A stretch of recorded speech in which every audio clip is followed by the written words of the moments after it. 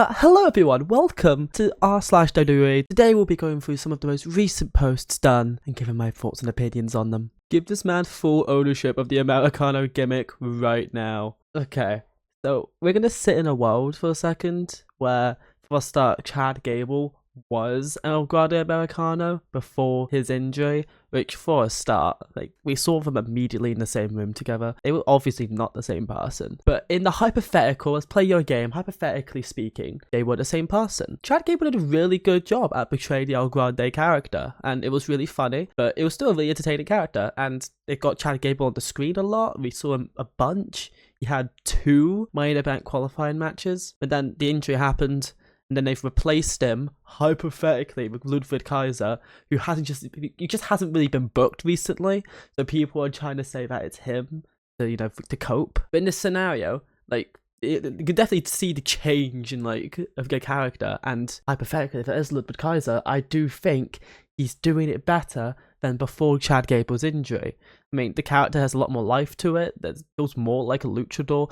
The Mexican crowd particularly love him. It's one of those things, when Chad Gable's back, how will they do it? Because people thought they were the same person, and then now it's obvious they aren't. I don't know how they'll juggle that. Do better. Yeah, I read about this on Twitter.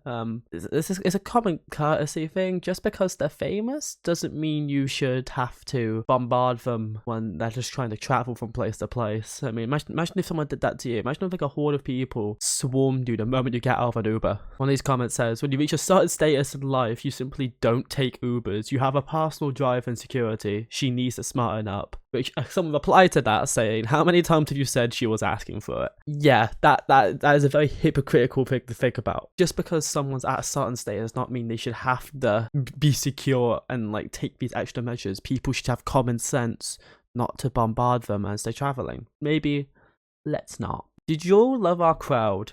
As a British person, I'm British. As a British person, we have this overwhelming hate of France. But the French crowd is lovely. To be fair, most European crowds are lovely. The US, they've had it for too long. Then now that more Europeans are getting shows on TV, they are showing out, and it's beautiful to see. The Puerto Rico crowd in 2023, the Brussels crowd, the French crowd last year and this year, all of the UK crowds. The Europeans, because we don't get it often, we treasure it much more. And then a lot of crowds in the US are very dead. One of the things I've loved most about WWE doing these international shows is just watching the crowds. Also, AJ Styles should have been on Clash in Paris. I don't know why they saved that for Raw. That's a bit upsetting. Genuine question: are people liking the Becky Lynch Vision storyline? It was inevitable that those two were going to join together, especially with what they've done now. We'll get to it, obviously. But it was obvious that eventually they were going to team them up, especially if they're both delusional heels, they're both champions. It's the perfect time. I've enjoyed Becky's character particularly. Becky's heel character work is probably the best she's ever done in the company. I think it's her best character work. I think it's her best run so far in terms of quality. That entire feud of Lyra was incredible. That was the most consistently good part about Raw and then the pay-per-views each time they were on, and it was wonderful to see, especially after the rocky start to the feud. The Vision's kind of lacking at the minute. The story in general, it's currently just a big repeat over and over of what they're doing. It's not enjoyable at the minute. They're just repeating the same thing over and over. Maybe with how SmackDown went, it could start getting more interesting, and I'm hoping so, but I'm not too sure at the minute. CM Punk brings out Bayley on Friday. We're gonna have this all over again. Imagine if it wasn't AJ Lee. Imagine if it was Bayley or Rhea. Imagine. It would have been so funny. Speaking of which, not sure which time we're in, but I am here for it. Yeah, AJ Lee is officially back in WWE. I think 10 years ago, Punk was finished with wrestling altogether, then AJ left WWE and she was finished with wrestling. And now in 2025, we have that picture of Punk, AJ, and Paul Levesque. It's a crazy world we're living in. And it was the worst kept secret. They did the right idea with the leak in WWE shop.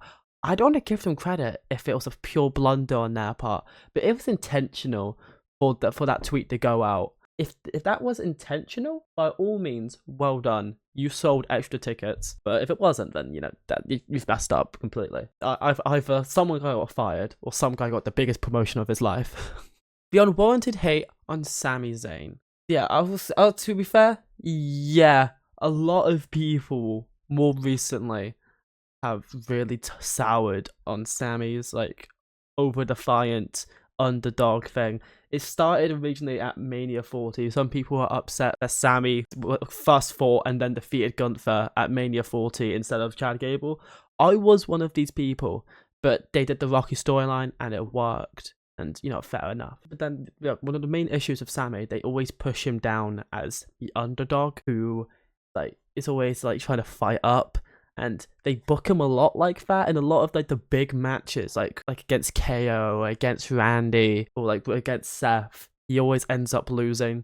And it's that storyline of, when will he win the big one? But even though he's won multiple big ones, he main evented WrestleMania, for God's sake, and won. With the underdog storyline, proceeded to beat Karrion Kross, who was very much the actual underdog. And by the way, really annoyed me on a personal level, because I've loved Karrion Kross since before he returned, since the Gimp mask. But with all of that, yeah, he has not been booked well, and then he's there trying to go for a world title, saying, I will win a world title, and then now it's the US champ, which, fair enough. But at the same point, if you wanted a feel-good title change, I love Dominic Mysterio, but AJ Styles should have won the IC title if you're doing a title change over this week. Sami's a really good performer, but I understand where the hate's starting to come from because of the repetitive booking and a lack of character growth. They could have done something really good with Karrion and have him build his character, but instead he just kind of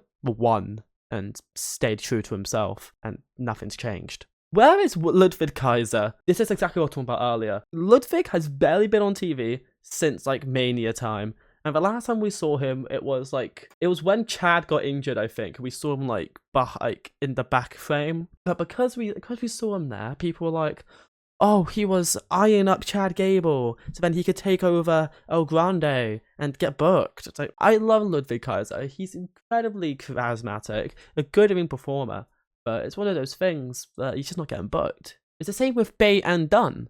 They're both healthy, but they're just not getting booked. Video packages like this used to hit way different. They made seeing all the most epic thing ever. One of the things WWE gets right is the video packages. It's one of the things that does the best. They say they used to hit different. I am against that.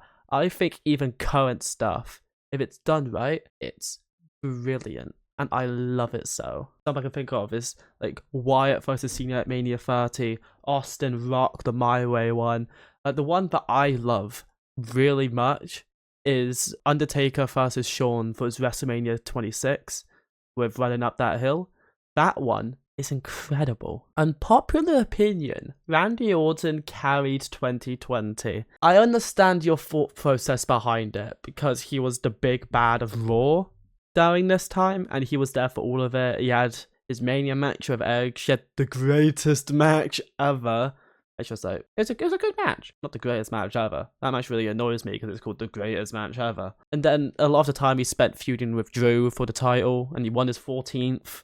And he did Splinter Cell Randy Orton, and he punted a lot of legends. But in terms of carried, no. I would say there are 3 people who truly carried 2020 and the pandemic era. That was Drew McIntyre, the babyface champion, who had to be the defiant hero through all of it. Bayley, who held down the women's division, and my god, her best run of her career. And then Asuka, who was the babyface going against Bayley and Sasha and all of that. And Roman for the second half of the year, because from his return in SummerSlam, that's when the Tribal Chief started, and obviously we all know how great that was. So I understand the thought process behind it, but Randy Orton was not needed. The star power was helpful, but he definitely did not carry 2020 in my opinion.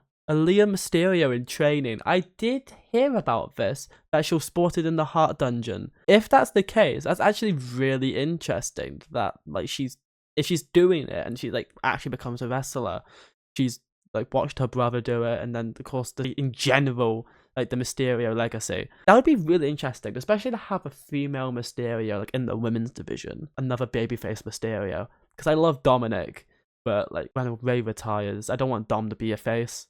I really don't. Chicken shit heel gimmick, the best thing ever. It's one of my favorites at the moment, like in general in wrestling, and I love it. The Rock's weight loss is probably what's preventing his return. I wouldn't say that, obviously. I mean, the reason why he's slimmed is to do more these more serious roles and to look more natural, like compared to other actors. I mean, that's why Dave Bautista slimmed down a lot, because he looked a lot more awkward being like jacked in comparison to everyone else. So he slimmed down to get more natural body tone. I was gonna say, yeah, it's not preventing his return. Reason why he's not doing it anymore and he's not returning is because like he's got his star power back, so he doesn't need WWE anymore. He only went back because people hated him in Hollywood, and now they love him again because it's Smashing Machine. So what happened to Andrade and Rey Fénix? This is just the thing. It's overblown. It's not. I wouldn't say it's overblowing. They just don't have the time anymore because SmackDown originally went to 3 hours at the start of the year. And it was there for a while. You're able to fit more people on the show. You're able to do a lot more. And then they've cut back down to 2 hours. And the tag division, as stacked as the SmackDown one, people are just going to get lost. It's really hard to try to cram everyone on that tag division. And Andrade and Rey Fénix, they aren't really a tag team. They were put together. And my God, they're really good together. I was like, they will be back eventually. There's just not a lot of time to allot for everything they want to build up and do. Because if they're not in the immediate plans, they won't see much use in them if they can put over a storyline in the time frame they got. When was the really last good turn? Face or heel? So good or great turns in both execution and follow through. This is two different ways to look at it. Because the heel turn, people look at the turn. It's like someone can immediately swap and then bash it up a boom. And then with a face turn, it's more gradual, where it builds up and it builds up.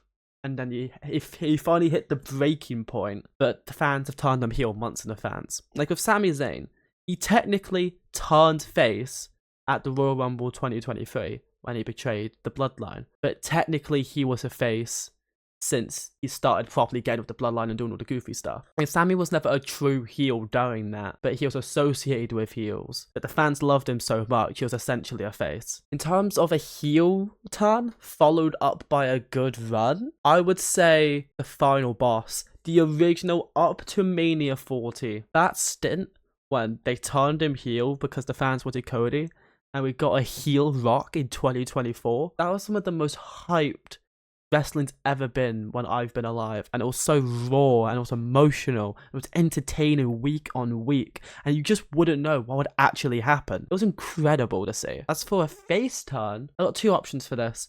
Both of them are AEW based. Either MJF's with Better Than You Baby, because seeing a face MJF was incredible, and the way they did it was amazing. And people kind of soured on it by the end. I kind of did too. But overall, the run was really good up until the reveal that Adam Cole was evil and then betrayed MJF and he went away for a while. Adam Cole was injured, so it ruined it all. And the other one I would say is Adam Page's up until he was still currently in it. So I can't really say, but it's the fact that like he was he literally burnt down Swerve's house and then he retired Christopher Daniels. And they slowly built him back up to be just the main character of the company and this overwhelming babyface to overcome all of the negativity and all of the obstacles. Adam Page is the main character, and he's the most interesting character in AEW.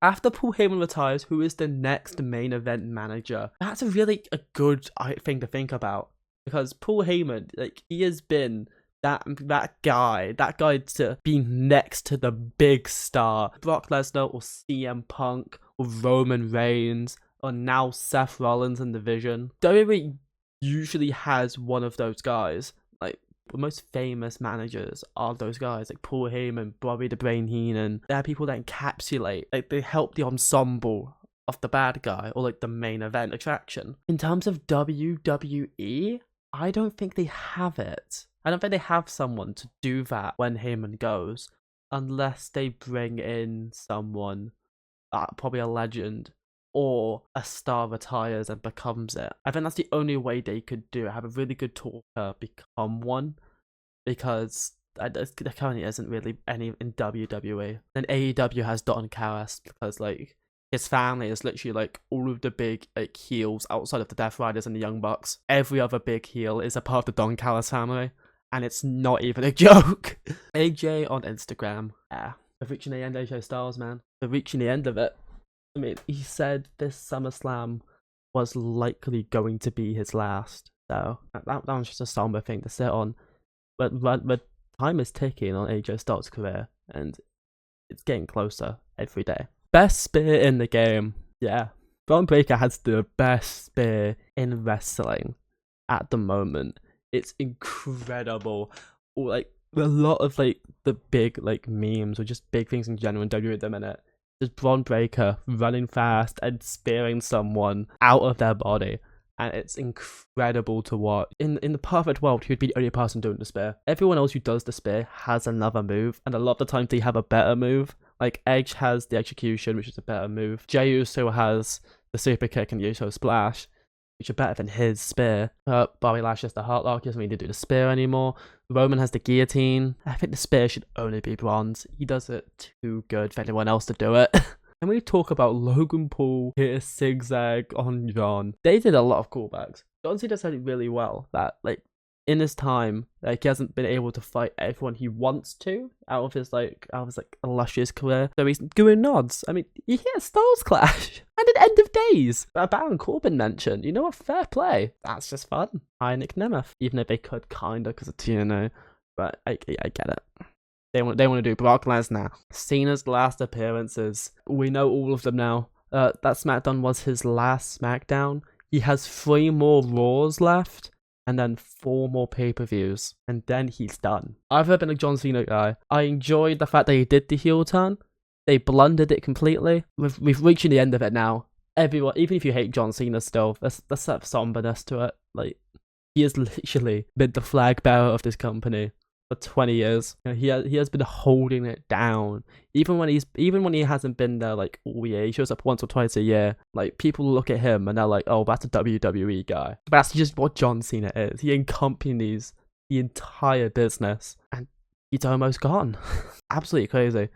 And we have no idea who his final match could be against, because based off it, it's Survivor Series and his retirement match. The only idea I could have is he does an open challenge. But then who answers it? That's the real question. 2025 has been a rough ride for CM Punk. The Vegeta of WWE. Punk is on a bit of like a high profile losing streak. I mean, we lost the Royal Rumble match, lost Elimination Chamber, lost at WrestleMania, lost at Saturday Night Main Event, lost at Night of Champions, won at SummerSlam, but then lost to Seth, and then lost at Clash of Paris. Difference is, it's a part of the story, isn't it? Like the entire time, besides from the Royal Rumble, every single like big loss Punk's had has been at the hands of Seth, which is a part of the story that Seth is making sure Punk cannot succeed. Seth cost him the Chamber, and then Cena won. Punk lost to Seth at Mania. Rollins and Braun Breaker defeated Punk and Zayn. Cena beat Punk because there was the failed cash-in attempt, which was a part of it,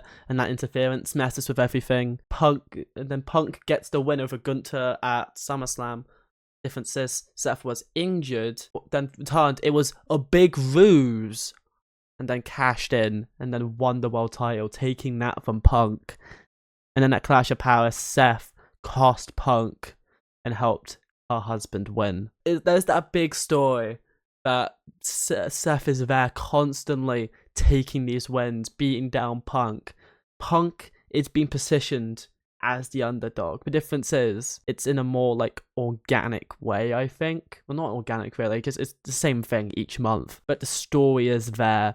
In the same way with Zayn, but the difference is, it's not stagnant yet because people love Punk that much more. And then now with AJ Lee being there, likely case we'll have the intergender match at WrestlePalooza. If we don't, okay then. But likely case we'll have that, and then I can see that being Punk's first win over Rollins this year, aside from, you know, the start of the Netflix debut. Okay everyone, that will do it for today. If you enjoyed this Reddit video, make sure to hit that like button, comment stuff, maybe. I don't know. Hit that subscribe button. If I see enough support on this, I know people want to see more Reddit videos, I'll do more Reddit videos. I'll look at AEW's Reddit. I'll look at this one more frequently. Who knows? Anyway, I'll see you all next time. Take care. Spike your hair. Peace.